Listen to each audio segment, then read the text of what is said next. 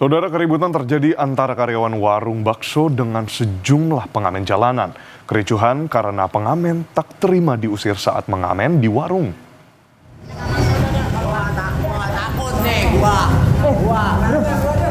Videoin aku lagi nge-video.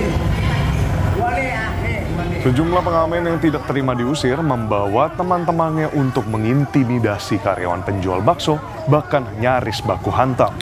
Pemilik warung bakso mengaku pengamen datang bergantian sampai 6 hingga 10 kali. Aksi pengamen ini dinilai mengganggu pelanggan yang sedang makan di warung bakso tersebut.